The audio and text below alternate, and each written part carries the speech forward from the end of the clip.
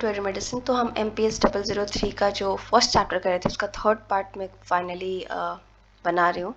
तो idea of socialism का क्या सिचुएशन था इंडिया में। तो जैसे कि बताया कि आपको वॉल्शेविक रेवोल्यूशन उस टाइम पे हो रहा था 1917 में, बेसिकली रशियन रेवोल्यूशन।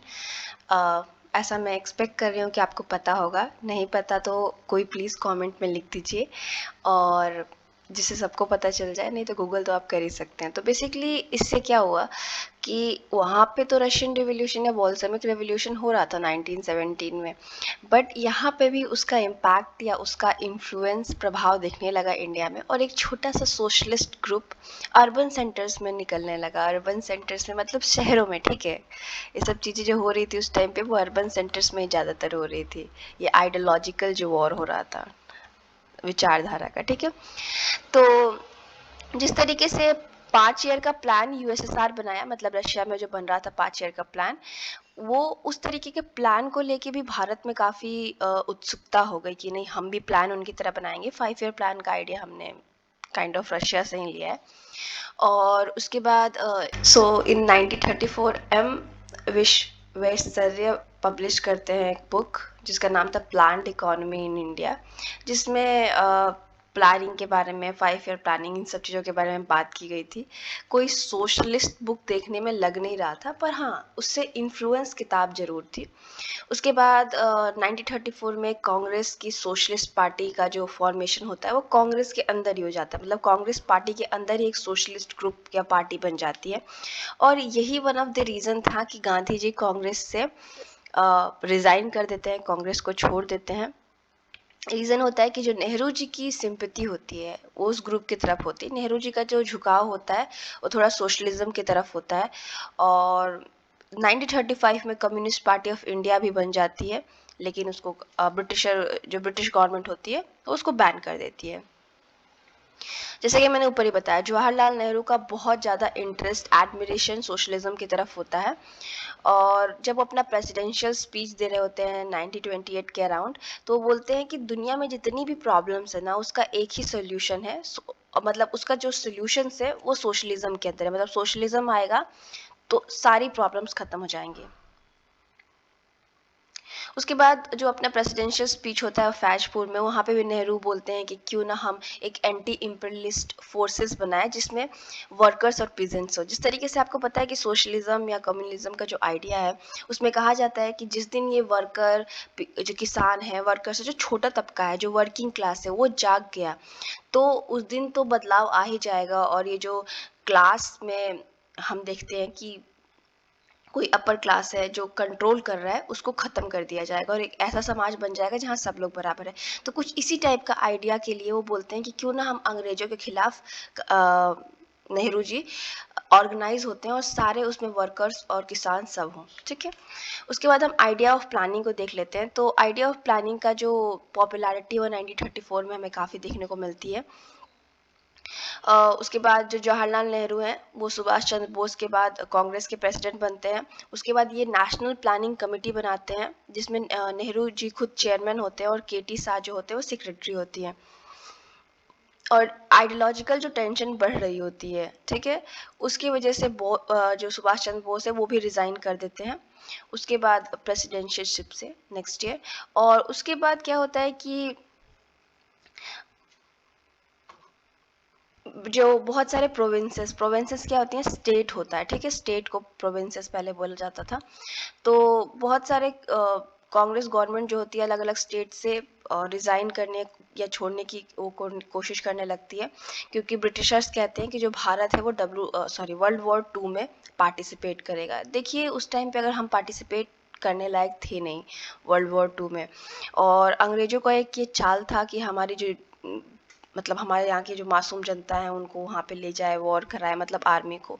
तो हमारे भारत से तो हम नहीं चाह रहे थे कि वर्ल्ड वॉर 2 में हम पार्टिसिपेट करें, बट सिचुएशन हम क्या ही कर सकते थे। उसके बाद 1940 में होता है एक इंडस्ट्रियलिस्ट का ग्रुप जिसको GD बिरला जैसे लोग जिसमें होते हैं। बेसिकली इसमें ज़्यादातर जिनकी इंडस्ट्रीज़ होती है, बड़े बड़े जो कैपिटलिस्ट होते हैं वो इसमें थे। इसमें GD बिरला थे और इन्होंने एक बॉम्बे प्लान बनाया। बॉम्बे प्लान पहले पैम्फलेट्स पे, जैसे कि जी पेपर में छोटे छोटे पेपर पैम्फलेट्स जो होते हैं उस पर लिख के बताया जाता था। बाद में तो ये काफ़ी एक तरीके से इम्पोर्टेंस पा लेता है। तो इसमें कहा गया था बॉम्बे प्लान में, बॉम्बे प्लान कुछ नहीं था, 15 साल के अंदर हमें क्या प्लान्ड इकोनॉमी की बात की गई थी, क्या अचीव करना है इसकी बात की गई थी। तो कहा गया था कि जो नेशनल इकोनॉमी है या इनकम है वो 15 साल में हम डबल कर देंगे, मतलब डबल हो जाएगा वो कर नहीं रहे थे। उसके बाद जो इंडस्ट्रीज थी उनको डिवाइड करने की बात की गई थी। मान लीजिए कि हर क्लासिफिकेशन करने की बात की गई थी कि भाई ये तो बेसिक गुड्स बनाती है इंडस्ट्रीज, ये इस टाइप की बनाती है, इनको डिवाइड कर दिया जाए। उसके बाद ये भी माना गया था कि अगर हमें गरीबी और अमीरी की जो इनइक्वालिटी है उसको हटाना है, वो बहुत आवश्यक है। मतलब गरीबी और अमीरी की जो लाइन है उसको रिमूव करना बहुत ज़्यादा ज़रूरी है। इसने कुछ मेजर्स, मतलब कुछ सजेशंस हमें बताया कि क्या क्या हम कर सकते हैं। एक तो डेथ ड्यूटीज़ लगा सकते हैं। डेथ ड्यूटीज़ क्या होती है, जब किसी की मृत्यु हो जाती है तो जो उसकी प्रॉपर्टी जो आगे इनहेरिट, मतलब जो भी कोई प्रॉपर्टी उसकी लेगा उसको कोई टैक्स देना पड़ेगा, ठीक है, एक छोटा मोटा टैक्स देना पड़ेगा। उसके बाद लैंड रिफॉर्म सिस्टम, जैसे लैंड टेन्योर है या लैंड का जो सिस्टम है उसको रिफॉर्म करना। देखिए हमारे उस टाइम पे लैंड का बहुत बेकार सिस्टम था, कुछ प्रॉपर डिवीजन नहीं था, उसको ठीक करना, पूरा सिस्टम बनाना, लॉ बनाना, इसके बारे में। उसके बाद जो छोटे कॉटेज इंडस्ट्रीज हैं या जो स्टेट जिनको भी कंट्रोल करती है, बड़ी बड़ी इंडस्ट्रीज, ठीक है, उन सबको एक तरीके से उनका सही तरीके से प्रयोग करना।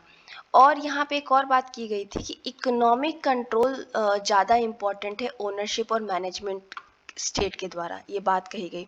इकोनॉमिक कंट्रोल, देखिए भले स्टेट चाहे तो किसी फैक्ट्री को या कुछ को मैनेज या मेंटेन या उसका ओनर बन सकता है। आपको जैसे पता होगा कि भारत में जो बड़ी बड़ी इंडस्ट्रीज थी उसको उसका मालिक गवर्नमेंट ही है। लेकिन यहाँ पे एक बात की गई, मालिक आप हो, मैनेजमेंट आप कर रहे हो ना कर रहे हो ये अलग बात है, लेकिन जो इकोनॉमिक कंट्रोल है वो होना आवश्यक है।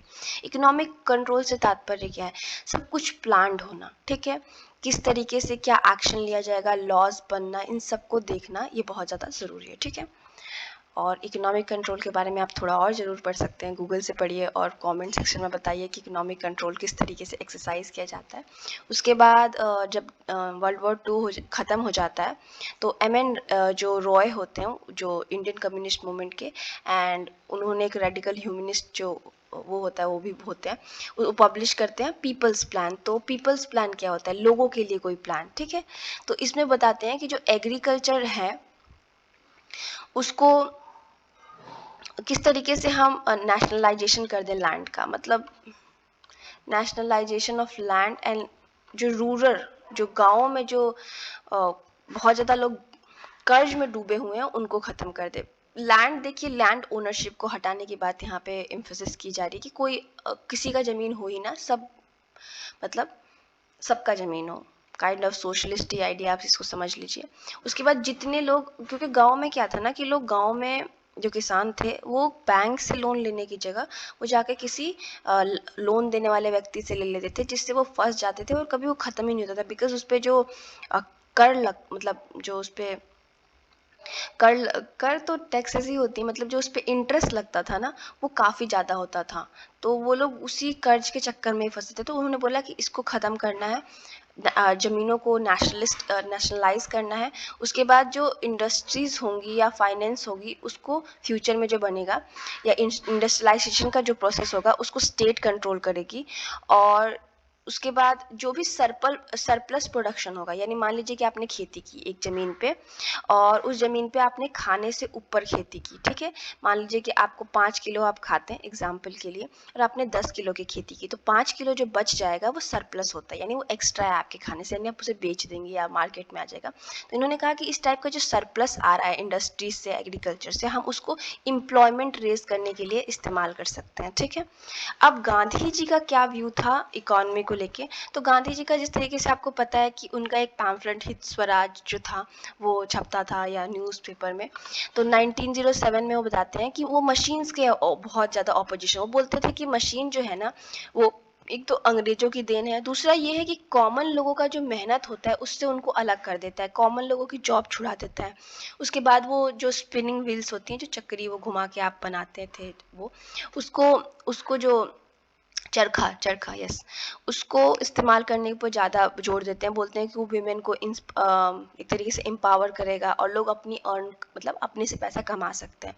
उसके बाद इनकी आप ट्रस्टीशिप के थ्योरी के बारे में मैंने सेकंड में डील किया कि किस तरीके से जो फैक्ट्री ओनर्स हैं वो इस तरीके से अपने आप को रखें या इस तरीके से करें कि जो उनके वर्किंग क्लास जो उनके फैक्ट्रीज में काम कर रही है उनका शोषण ना हो, ठीक है।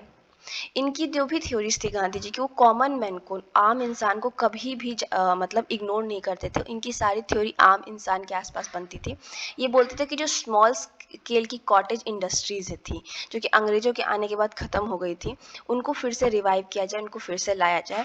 उसके बाद जो एनपीसी की जो सब कमेटी आती है एग्रीकल्चर पे, उसमें गांधी जेसी कमरप्पा ये सब होते हैं। इन्होंने बोला कि क्यों ना हम एक ऐसी इंटीग्रेटेड जॉइंट पॉलिसी लेके आए लैंड रिफॉर्म की, जो हम क्या करें कि उसमें जमींदारी प्रथा को हटा दें, जिसमें जमींदार अपनी ज़मीन किसी को देता है फिर एक्सप्लॉइट करता है, कोई भी बीच में ना इंटरमीडिएट इंसान ना हो, कोई भी बीच में तीसरा इंसान ना हो बिचवाने के लिए, बोआने के लिए, किसी भी काम के लिए। और जो भी ज़मीन बो रहा है उसको अपना ज़मीन रखने की मतलब अधिकार मिल जाए, मतलब ज़मीन सबको मिल जाए, ठीक है। उसके बाद अगर हम सोशल फिलॉसफी पे इनकी ध्यान दें तो ये सर्वोदय पे विश्वास करते थे। तो सर्वोदय का मतलब क्या होता है? हर किसी का विकास, अपलिफ्टमेंट ऑफ ऑल, ठीक है। उन्होंने अपना जो जितना भी आइडियोलॉजी था इसी के अराउंड वो किया, और इसी ने कहीं ना कहीं अनटचेबिलिटी को रिमूव करने की जो उनकी आइडिया थी उसको भी जन्म दिया। पूना पैक्ट में जब वो अम्बेडकर से मिलते हैं तो एक इसको पॉलिटिकल आइडिया भी मिल जाता है। पूना पैक्ट क्या था, कमेंट में आप ज़रूर बताएं, बिकॉज आपने बहुत बार इसके बारे में पढ़ा होगा। और जब गांधी जी ने सत्याग्रह किया तो विमेन को भी पॉलिटिक्स में ला दिया, इसलिए कि विमेन पिछड़ ना जाए, विमेन पीछे ना छूट जाए। अब किस चीज़ को लेके सबके बीच में एक कंसेंसस था, इसके बारे में देख लें तो सब लोगों ने माना कि जो नेशनल मूवमेंट था वो एक पॉलिटिकल इंडिपेंडेंस था, हमें राजनीतिक तौर पे आज़ादी मिलनी थी। और ये क्या करेगा कि जो डिफरेंट डिफरेंट ग्रुप्स हैं, छोटे ग्रुप मतलब बेसिकली डिफरेंट ग्रुप्स का मतलब क्या होता है, जिनकी डिफरेंट इंटरेस्ट है, मान लीजिए छोटा कास्ट, बड़ा कास्ट, अमीर गरीब, हर टाइप के लोग, उनको मोबिलाइज करेगा, उनका स्टेटस बढ़ाएगा, स्पेशली छोटे लोगों का या छोटे कास्ट का या छोटे क्लास का। और उसके बाद जितनी भी इश्यूज एलिनेशन की आ रही हैं, लोगों का अलगाव का आ रहा है, वो ख़त्म होगा। और politics is without economics and mobilize the largest section of people, it was necessary to reflect their socio-economic aspiration। देखिए पॉलिटिक्स केवल पॉलिटिक्स से मतलब नहीं चलता, पॉलिटिक्स में हर चीज़ इन्वॉल्व होता है। इकोनॉमिक्स, हम लोगों को जो पिछड़े हुए हैं उनको मोबिलाइज करें, उनको बेटर जगह पे वो करें, ये हम लोगों का सोशियो इकोनॉमिक एस्पिरेशन दिखा रहा था। तो देखिए मेरे 3 आइडियाज़ थे हमारे भारत में इकोनॉमी को लेके, या इकोनॉमी कैसी होगी उस टाइम पे। तो एक था कि कैपिटलिस्ट लोगों का ड्रीम था, पूंजीवादी लोगों का ड्रीम था कि जो इंडस्ट्रियलाइज इंडिया हो, उस इंडस्ट्रीज़ बहुत सारी हो इंडिया में, यानी कोई भी अपना इंडस्ट्रीज बना सके, फैक्ट्री बना सके, ये सब कर सके। और स्टेट का जो कंट्रोल हो वो एकदम बिल्कुल कम हो, जैसे कैपिटलिस्ट लोगों का सोच होता है पूंजीवादी का, कि स्टेट कुछ ना कहे, हम लोग अपनी फैक्ट्रीज वगैरह खोले, अपने हिसाब से रहें। एक गांधी जी का पर्सपेक्टिव था, तो इन्होंने कहा कि क्यों ना हम rural and self sufficient economy बनाए।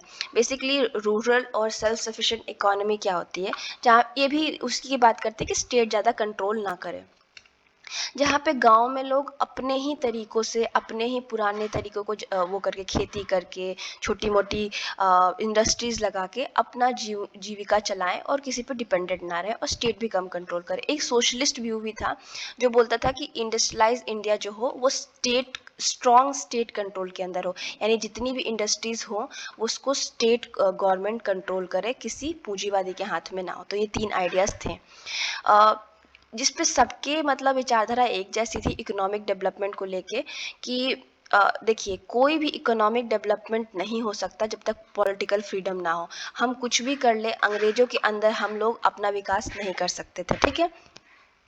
कुछ अमाउंट ऑफ स्टेट कंट्रोल आवश्यक है। अगर हम पूरा चीज़ें कैपिटलिस्ट के हाथ में, पूंजीवादी के हाथ में छोड़ दिए, फिर तो वो मनमानी करेंगे और गरीब लोगों का तो रहना ही मुश्किल हो जाएगा, ठीक है। कुछ जो नेचुरल रिसोर्सेज हैं या नेशनल रिसोर्सेज हैं एक्चुअली, जो कुछ चीज़ें जो हैं हमारे देश में उसको हम नेशनलाइज कर दें, बड़ी फैक्ट्रीज़ को या इस सब को, जिसको स्टेट कंट्रोल करे, और जमींदारी और इस टाइप की जो भी सिस्टम ख़राब चल रही थी इनको हटा दें। ठीक है। 1946 में इलेक्शन होता है, अराउंड 50% 85% पॉपुलेशन में पार्टिसिपेट नहीं करती, फिर भी कांग्रेस जो होती है इवन हिंदू और मुस्लिम दोनों तरीके के मेजॉरिटी के वोट लेके बहुत अच्छे से जीत जाती है। तो इस चैप्टर का यहीं से एंड होता है। नेक्स्ट चैप्टर में आगे आप और पॉलिटिकल व्यूज़, आइडियाज़ और किस तरीके से हमारी आइडियोलॉजी बनती है उसके बारे में पढ़ेंगे। आई होप कि आपको चैप्टर समझ में आ गया होगा। थैंक यू सो मच, और अपने फ्रेंड्स के साथ शेयर करना मत भूलें। Have a nice day.